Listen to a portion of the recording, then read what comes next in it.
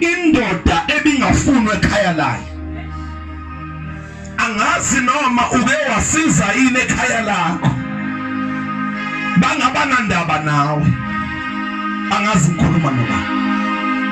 Angazi uke wasondela abangani bakho. Wabathatha wabaphakamisa. Because laba abantu abaphakamisile ibona bazongcwaba kuqala. Bangaka abantu emasizile bengena kulo mnyango benengxaki. Namhlanje ibona bahambile bayonkaphela. Ngoba umuntu abulale uJesu noma bethela uJesu akubona abantu abakude. Kodwa umuntu obehlala, umuntu obehamba naye, lo muntu oseduze kwakho uyena inkinga kuwe. Lo muntu oje uthi unto my boyfriend, my girlfriend. Abantu abaningi abantu bathi ama-girlfriend yabo aqala abaphathisa nenhliziyo. Ama-boyfriend yabo aqala abashisela, baqala abaphathela kwaqala bangena inhliziyo, kwaqala bangena izinto ey'sihle bezingekho. Abantu abangcwabayo yilaba abantu abaseduzane.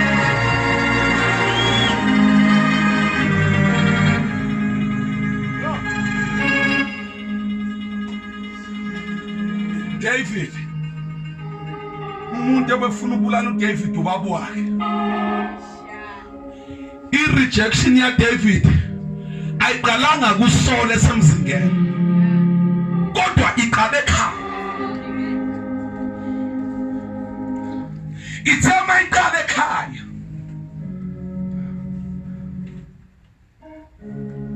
Wangabanaka nakuba meva iwanyathe lapho ngihamba eya kinde angiwana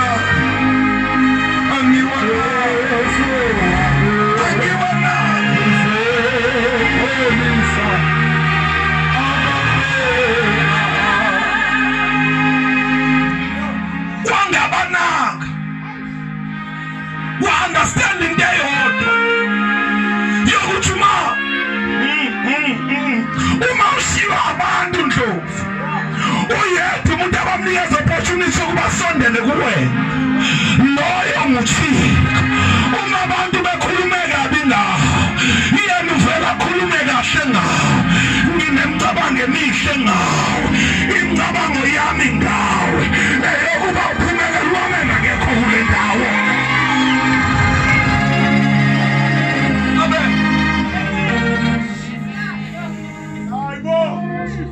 Hayibo, nithi mina wayiswa ehlanu mfana. Maye fika ehlanu walusa waqeda. Uthe mayiqeda ehlanu mfana wabuyela ekhaya. Walo baba ingeke eli wena. Abafowenu balambile. Awubahambisela ukudla. Wafika mfana ebaphathela ukudla. Zaqala lezi zabafowabo. Kaze njengoba ula izinto uyishiye nobani. Bakoqala ababuzi lokho. Baqala bathatha ukudla kwakhe. Uma bemaye banika ukudla bayathatha. Babhizi bayadla. Kaze izinto uyishiye nobani. Bayathanda ukudla kwakhe kodwa yena bamthanda. Izinto zakhe abantu bayayithanda kodwa wena bathanda. Ngingashumayela namhlanje ungawarisheki ngabantu abakathandi, abathanda into zakho. Vele ngaphezu kwabo.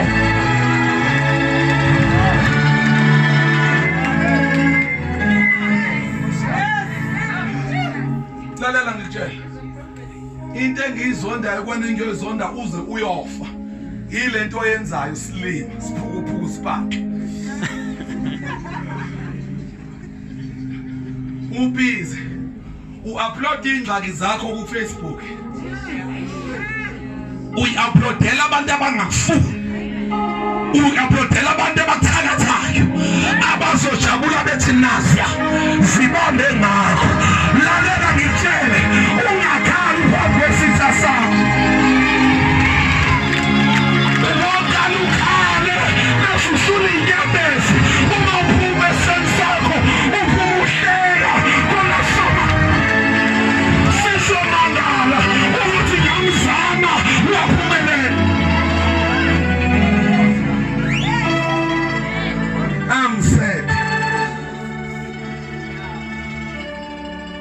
I'm sad. I'm feeling sad. Sad one. Sad one, Lord.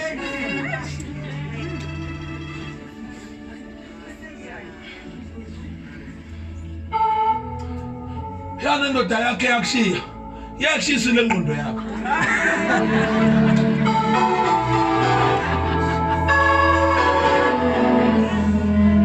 Mamen.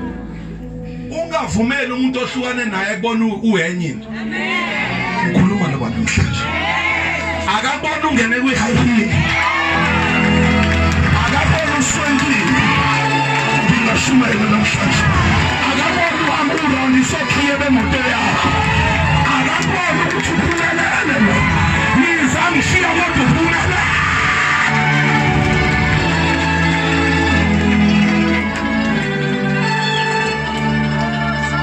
Uyamajina ubonwa ex udabukisa.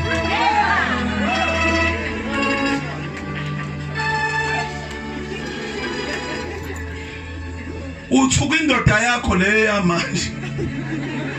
Uthuka kulododa.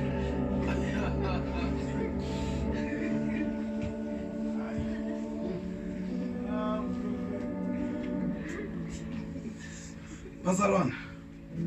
Ake sikhulume ngoDavid bese ngiyahamba. David wayengekho esimeni sokudumisa uNkulunkulu kodwa wangena ezinye zencwadi zamahubo zabhalwa uyena because la behuba ukutshiswa yini umuntu othe hamba phezulu kwendlu wabona umfazi womuntu wayomngena ngokwabantu akaqualify ukuba ngokwabantu akaqualify ukuba wabona nje ngokwabantu angiqualify uma phambi ngishomayeza hayi bakhona abantu aba intelligent more than I do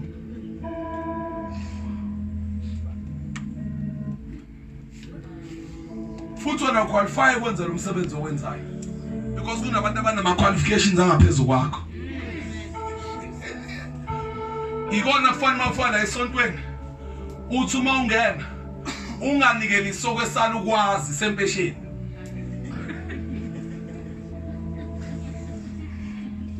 uyamajina ubona ngomuntu omdala osebenzayo hamba ngemoto ukuthi uzoxakekela la emnikeli wena akhe ku10 rand noma u20 rand wena usile la ekhaya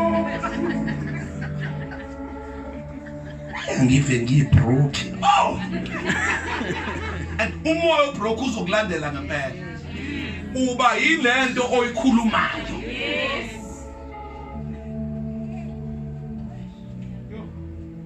asithina nje ngithi uma kade ngingena restaurant ngihambela tholbe ngingenela nakhona ukuyophuza kuphela uphuma ozophuma amanzi uqinisile uphuma ozophuma how are you sir I'm good and you we manager like no I'm an owner of this I will just come so that I will introduce you to the manager as athuma isefikile it's cash awumsiza umnikazi manager ngibe ngihambela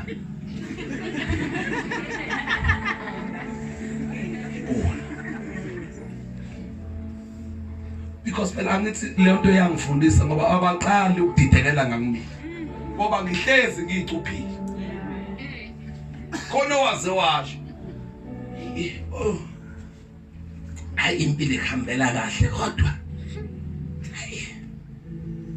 la uvela khona nawe wena uthi ukhuluma ngala ngivela khona khuluma ngala ngiya khona because most yabantu babanjwe yila bevela khona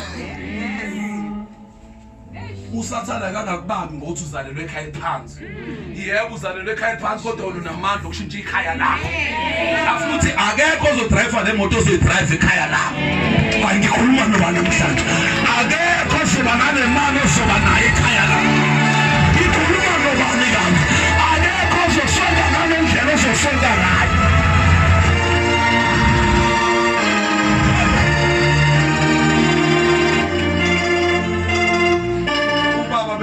bayazi angihambi la eJozi ngayile eSandton futhi fanele ngene eSandton ngiye kulama suit ako 50,000 kuyaphezulu khona enye imhlophe eyi3 piece ngangena ngizawunikeza mfana ngayidlupa ngiyeka gqoka isuti ka 60,000 mina ngangithatha kanjani ngayidlupa God yes yazomfanele we baba uthekwa nje imalini 60,000 ithi inhliziyo yokuhluleka yilo muntu uyagula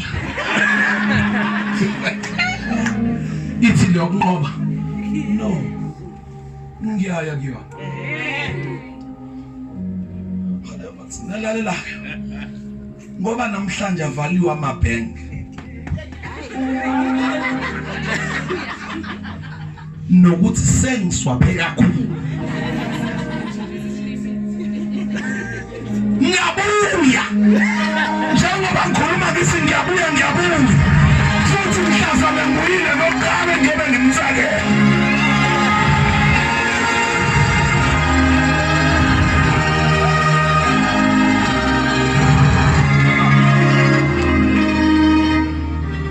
nasukume phasikeni mangisukume phasikeni ngathi bengihamba ngethezi ngaleso sikhathi hase ngithi ngonyaka ozayo njengoba ngibhizi ngenza lenkonzo ngalelo langa babeshota ngemali yenkomo esontweni because niyahlupha nihlupha kabi anqena ukuthi kufa imic umudodi umhedeni ame la phambili Suleiman de amen azalwane njengoba nibonile umprofeti eshumayela imic ayisenazi isivalo lana besicela sihlanganisele siyothenga imic ngemic usuku uzoma phambili umemezela ukuthi ahlanganiselwe imic baba imic hayi nephuphile niswela udayi imic into efana lume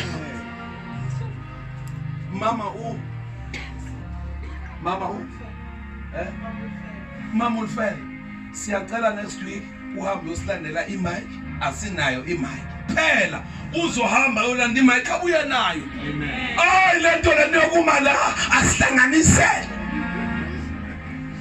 basho njalo asihlanganiseleni mazalwane indaba yenkomo inkomo umalini only 10,000 sininqaba abantu laba khola more than that so kufanele nje ngeconference ibe nenkinga nje ibandla lingaka ngasukuma mina ngumfundisi full time ngizoyithenga lenkomo same time sahamba sayoyithenga sakunzama ngithenga ngama phambili bazalwane ningathi angishongo next year ngizobe ngihamba ngemoto yami entsha kunalethesi zahlahla amehlo njengoba niwahlahla